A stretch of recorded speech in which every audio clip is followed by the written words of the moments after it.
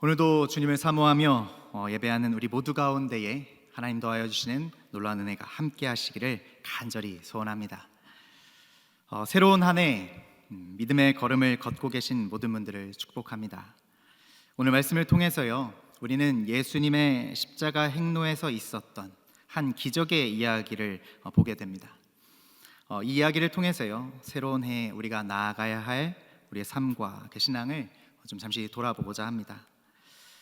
우리는요, 올 한 해 예수님만 바라보자라는 히브리서의 말씀을 붙들고 시작했습니다. 무엇을 보는가가요, 너무나 중요한 문제이죠. 보는 것이 우리의 정체성을, 또 우리의 그 수준을 드러내 보여주기도 합니다. 성경에서도요, 이런 이야기들이 굉장히 많이 나오죠. 구약성경 민수기를 보면요, 발람이라는 사람의 이야기가 나옵니다. 애굽을 탈출한 이스라엘 백성들이요, 여리고 맞은편 그 모압 평지에 진을 치게 되니까 모압 왕이었던 발락이 겁을 잔뜩 먹었습니다. 그래서 발락은요, 유프라테스 강 근처에 살고 있었던 발람이라고 하는 사람을 불러서 이스라엘을 저주해달라 요청하죠. 그 부름에 발람은 나귀를 타고 발락에게로 갑니다. 그런데 그 가는 길을 주의 사자가 가로막죠. 그 주의 사자를요, 나귀는 보았는데 발람은 보지 못했습니다. 발람은 보지 못한 것을 나귀가 보았습니다.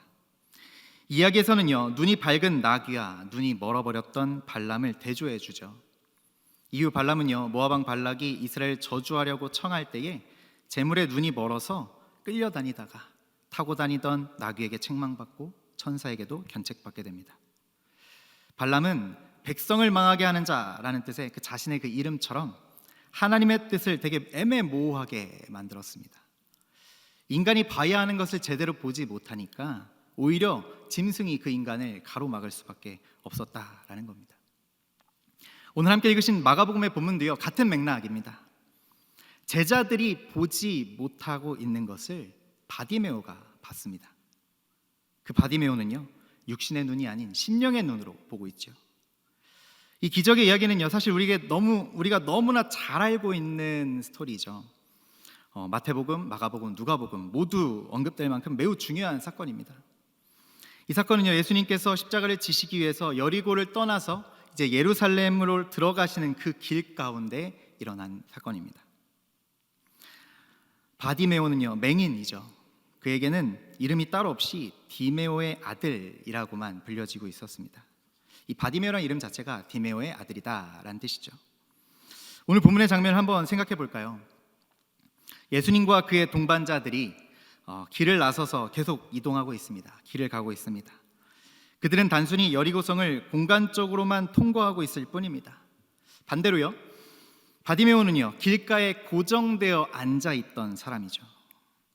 그는 예수님의 움직이는 길에서 제외된 사람이었습니다.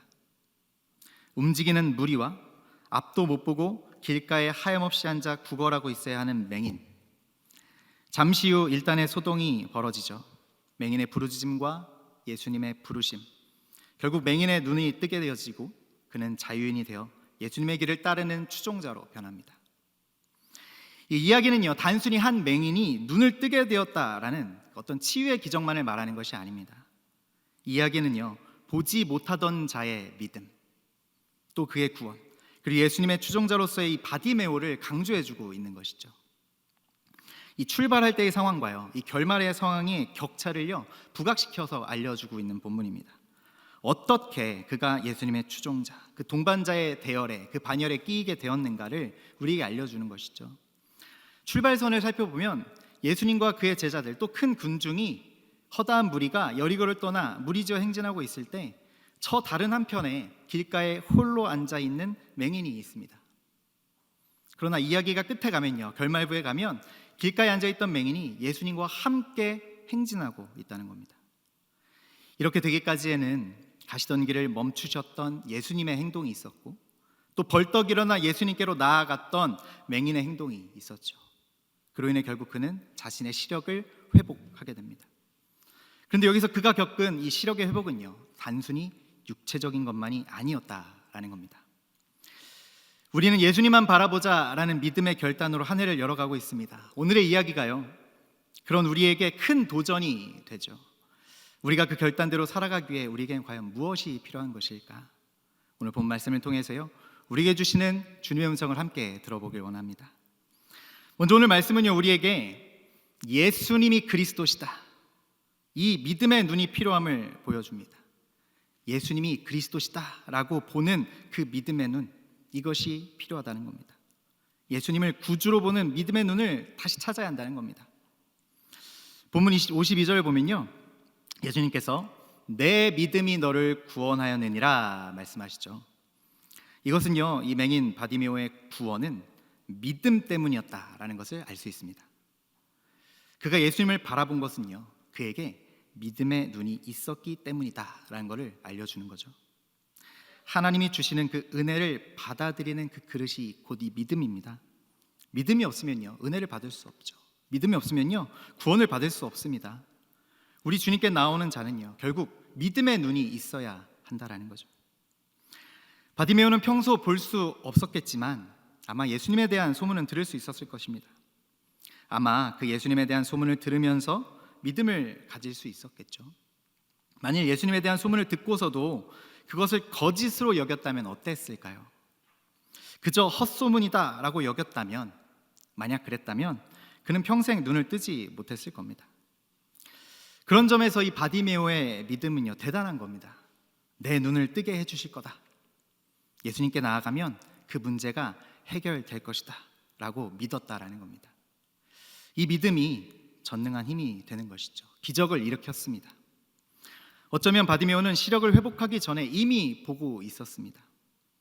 실제 눈에는 시력이 없었지만 믿음의 눈에는 시력이 이미 있었다라는 겁니다.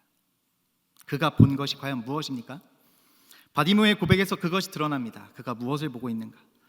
제자들과 다른 사람들 앞에서 예수를 단순히 나사렛 예수로만 본 것이 아니라 다윗의 아들로 인정하고 그를 부릅니다. 이스라엘 신앙의 전통에 따르면요, 다윗의 아들, 다윗의 자손은요, 곧 메시아, 구세주를 말하는 것이죠. 그가 외쳤던 다윗의 자손 예수여 라는 이 말은요, 바로 그를 메시아로 보았다라는 그의 믿음의 고백입니다. 메시아로 인정하고 믿었다라는 겁니다. 이 믿음의 눈으로 예수님을 보았기 때문에 그는 예수님이 그를 부르시자마자 겉옷을 내팽겨치고 벌떡 일어나 뛰어나갈 수 있었다라는 거죠. 육신은 맹인이어서 비록 앞은 볼 수 없지만 제자들이나 군중들보다도 사실은 더 밝게 보고 있었다라는 사실입니다. 참 역설적인 모습이죠. 맹인이 그 외의 그 다른 군중들의 또 제자들의 신체적인 눈으로 보는 것보다 더 밝게 예수님의 정체를 꿰뚫어 보고 있었다는 것입니다. 사랑하는 여러분, 우리에게도 이 믿음이 필요하다는 겁니다. 우리에겐 과연 예수를 그리스도로 진실되게 알아보는 신앙의 눈이 있는가? 보아도 보지 못하고 있진 않은가? 예수를 메시아로, 나의 구주로 믿음의 눈을 들어 주님을 바라보고 있는가? 이 사실을 돌아보며 이 믿음을 회복하는 저 여러분 될 수 있기를 바랍니다. 예수님을 구주로 보고 나아갈 때에 그 주님을 진정으로 만날 수 있음을 기억하길 바랍니다. 믿음의 눈을 온전히 들며 주님께 나아갈 때에 주님께서 행하실 일들이 우리 안에 반드시 이루어질 줄로 믿습니다. 또 믿음의 눈으로 예수님을 보았을 때요, 그가 본 것은요, 자신을 고치실 수 있는 능력의 예수님이었습니다. 그러니 예수님이 부르시니까요, 겉옷을 내팽겨치고 팽개치고 벌떡 일어나서 주님을 향해 달려갔습니다. 믿음의 눈으로 주님을 보니까요, 그를 향해 뛰어갈 수밖에 없었다는 겁니다. 우리에게도 이런 믿음이 필요하다는 것이죠. 믿음의 눈을 가진 사람은 예수님을 향하여 나아가는 사람입니다. 믿음의 봄과 또 나아감은 동시에 일어나는 일입니다. 보는 것 따로 하고 나중에 나아가는 것 따로 하고가 아니라는 것이죠. 믿음의 봄과 이 믿음의 행위는요, 동시에 일어나는 일입니다. 원래 그가 보던 세계는 과연 어떠했습니까? 그는요, 한 자리에 고정되어 앉아 있었습니다. 어두컴컴하게 앞을 보지 못하는 절망의 세계를 살아가고 있었죠. 구걸하며 살아가는 초라하고 괴로운 그 죽음의 세계를 살고 있었습니다. 그런데 그가요, 믿음의 눈으로 예수님을 보고 나니까요, 달라진다는 겁니다. 다 자신의 뒤로 내동댕이 치고 그 죽음의 세계에서 빠져나와서 생명과 부활의 세계로 옮겨가고 있는 것을 보게 됩니다. 믿음이 유지되기 위해서 벗어버려야 할 세계가 있다라는 것을 알려주는 거죠. 지난날의 모든 죄악과 모든 구차함들과 추함과 그 연약함들을 다 벗어버려야 한다는 겁니다. 부유하다라고 여겼지만 사실은 가난했고, 본다고 여겼지만 사실 지지된 것을 볼 수 없었던 그 껍데기들을 다 벗어 던져야 한다는 겁니다. 그는 벌떡 일어섰습니다. 과거의 자리, 그렇게 뭉개져 있던 그 자리, 고정되어 있던 그 자리를 박차고 일어납니다. 그곳을 떠나면 죽는 줄 알았던, 이곳이 내 자리라고 생각했던 그 자신의 과거로부터 벌떡 일어났습니다. 그 거지의 자리를, 그 동령의 자리를, 그 겉옷을 걷어치웠습니다. 여러분, 우리가 예수님을 보면요, 우린 과연 어떻게 반응하게 될까요? 여러분 어떻게 반응하실 수 있겠습니까? 우리도 예수님 향하여 이렇게 즉각적으로 반응하여 벌떡 일어날 수 있을까요? 사실 우리들은 우리 자신에게 조금 불리한 일들이 있다거나 또는 손해가 발생할 것 같을 때는 즉각적으로 잘 반응하는 편입니다. 우리는 우리의 용기를 자신의 유익을 위해서는 꽤나 잘 사용하죠. 저 역시 마찬가지입니다. 그런데 믿는 주님의 제자로선 예수님을 향하여 그 나아가는 것에 대해서는 우리는 얼마나 우리의 용기를 쓰고 있을까? 얼마나 힘쓰고 있을까? 예수님이 손해보지 않도록 하기 위해서 우리는 용기 있게 일어날 수 있습니까? 오늘 50절의 말씀에 맹인이 겉옷을 내버리고 뛰어 일어나 예수께 나아오거늘 이라고 기록하죠. 이는 매우 돌발적이고요, 매우 격렬한 행동입니다. 주저하지 않고요, 벌떡 일어나서 막 뛰어가는 겁니다. 여러분, 맹인입니다. 앞을 보지 못하죠. 근데 그가 뛰어가면 과연 어떻게 될까요? 어떤 일이 벌어질까요? 다들 상상이 되시겠지만 그럼에도 불구하고 그는 무조건 뛰어가는 거죠. 유일한 자신의 살림살이인 그 겉옷을 팽개쳤습니다. 다신 이 자리로 돌아오지 않겠다, 거지 생활은 이제 끝이다 라고 생각했을 것 같습니다. 아직 눈을 뜨지 않았지만, 아직 뜨여진 건 아니었지만 예수님이 부르시자마자 마음으로는 벌써 눈을 뜬 것과 같았죠. 그래서 거지 옷을 내어버리는 겁니다. 옷이 귀한 시대였죠. 더구나 거지가 들고 다니는 겉옷은요, 사실 그에겐 이불이기도 하고 옷이면서도 또 방석이기도 해서 늘 항상 둘러매고 다니는 거였습니다. 또 이 거지 옷이란 그들의 어떤 정체성과 같은 것이어서 그 옷을 입어야 얻어먹을 수 있는 것 같은 그런 일종의 유니폼입니다. 그의 생계 수단인 것이죠. 하나밖에 없는 전 재산이라는 겁니다. 근데 그것을 버렸다는 거죠. 그리고 예수님을 향하여 달려 나아갑니다. 그의 이 행동, 이것이 참 믿음이라는 것이죠. 벗어던지고 달려가는 믿음. 그것이 오늘 살아가는 우리들에게도, 이 시대의 그리스도인들에게도 필요하다라는 겁니다. 예수님을 바라본다는 건요, 여러분, 이런 겁니다. 예수님을 구경한다는 게 아닙니다. 저 멀리 계신 예수님, 우리에게 너무 참 대단하시고 좋으신 예수님, 그 예수님을 단지 바라보고 와 대단하시다 하고 구경하는 게 아니라는 것이죠. 예수님을 향하여 달려가는 열정, 이 믿음이 우리에게도 필요합니다. 사랑하는 여러분, 얼그매어 있었던 그 겉옷들을 다 벗어버리고 주님을 향해 뛰어나아가는 저 여러분 되어주시기를 간절히 주님의 이름으로 부탁드립니다. 주저하지 마시길 바랍니다. 달려 나아가십시오. 제자들이 시끄럽다라고 하는 방해가 있었어도요, 그는 주님을 향해 뛰어갔습니다. 상황적으로 굉장히 민망했을 수도 있지만 그래도 그는 뛰어나갔습니다. 자리를 박차고 자신이 고여 있었던 자신의 그 일상과 단절했습니다. 넘어지면서도요, 주님을 향해 나아갑니다. 왜요? 거기에 구원이 있기 때문입니다. 여러분, 예수님을 바라보십니까? 그분을 향해 나아가시길 바랍니다. 바라본다면요, 그분을 향해 더욱더 나아가는 것, 이것이 우리가 지켜야 하는, 또 나아가야 하는 우리의 믿음의 길인 줄 믿습니다. 이 믿음으로 이 한 해를 결단하며 달려가시는 저희 모두 되어주시기를 간절히 주님의 이름으로 축원합니다. 마지막으로 예수 그리스도가 삶의 목적이 되었습니다. 그래서 그는요, 눈을 뜨고 난 다음에 예수님을 따라 나섭니다. 주님을 따라 나서는 그 제자의 길, 그 길을 이제 동행하게 되었다는 것이죠. 우리에게도 이 믿음이 필요합니다. 눈 뜨는 일, 너무 좋은 일이죠. 그런데요, 그는 단지 육신의 눈만 뜬 것이 아니었습니다. 자신의 인생에 대해서도요, 그 책임에 대해서도 눈을 뜬 것이죠. 그래서 그는 예수님의 제자가 됩니다. 돌아가지 않습니다. 다른 것에 관심을 두지 않았죠.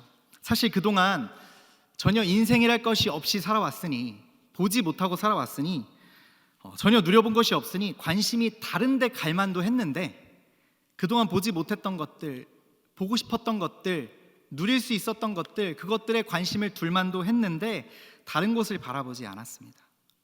오직 예수님을 바라보았다는 거죠. 이 부분이 사실 그의 훌륭한 점이라고 생각됩니다. 그래서요, 예수님은 가라 하셨는데도 그는 예루살렘을 향하여 행진하는 그 대열에 끼어들었습니다. 주님을 따랐죠. 즉, 이 믿는 것과 보는 것이, 믿는 것과 이 추종한다라는 것이 같은 의미로, 같은 뜻으로 그에게는 읽혀지고 쓰여졌다라는 겁니다. 예수님의 이 제자됨은요, 먼저 믿는 이가 되는 것이고요, 동시에 믿는 이가 됨은 예수님이 누구이신가, 그 분명한 사실을 인정하는 것이고요, 또 그 나아가는 길들 가운데, 제자의 길 가운데, 그 예루살렘을 향한 그 길 가운데 예수님을 따라가는 것입니다. 이처럼 바디메오는요, 다른 것은 다 잃었을지 몰라도 믿음의 눈으로 예수님을 구주로 보았다는 겁니다. 그래서 이 믿음의 눈이 있었기 때문에, 그 눈으로 주님을 보았기 때문에 그 길에 동행할 수 있게 된 것이죠. 이 예루살렘을 향하여 가는 길은요, 그 구원의 신비를 이루기 위한 길이었습니다. 스스로를 맹인이라고 인정하는 그 모든 죄인들이 따라가야 하는 구속의 길이었다는 겁니다. 예루살렘을 향한 그 행진은요, 단순히 여리고에서 이 다윗의 도읍으로 간다라는 단순한 지리적인 이동만이 아니라는 거죠. 예루살렘의 그 십자가와 부활의 사건을 전제하고 가는 길입니다. 그 길에서 만난 이 바디메오의 이야기는요, 이 마가복음의 절정을 이루는 순환과 부활의 이야기를 미리 보여주는 기능을 하고 있는 겁니다. 예수께서 강조하신 이 믿음의 길은, 그 예수의 길에, 예루살렘으로 나아가는 그 길에 동참자가 되어라 라는 겁니다. 이것이 바디메오의 이야기가요, 우리에게 전해주고자 하는 메시지라는 것이죠. 앉아만 있던 맹인 그 바디메오, 이름도 붙여줄 필요조차 없어서 버려졌던 그에게 믿음의 눈이 있었다라는 것을 우리는 보게 됩니다. 그리고 우리에게도 이 믿음의 눈이 회복되어야 합니다. 믿음의 눈은 과거의 것에서부터 우리를 탈출하게 합니다. 그냥 그 자리에 눌러 앉아 있지 못하게 하는 것이죠. 겉옷을 벗어 던지게 합니다. 믿음의 눈은 우리로 하여금요, 예수님의 가신 길을요, 나의 길로 여기고 뒤따르게 하는 겁니다. 사랑하는 여러분, 이제 예수의 뒤를 따르는 이 믿음의 길을 걸어가는 우리 모두가 될 수 있기를 간절히 바랍니다. 우리는 새로운 한 해 예수님만을 바라보며 나아가고자 합니다. 이 믿음의 결단으로 시작했습니다. 이제 이 믿음의 결단이요, 오늘 우리 한 해를 살아가는 가운데에 더욱더 분명히 세워가질 수 있기를 간절히 바랍니다.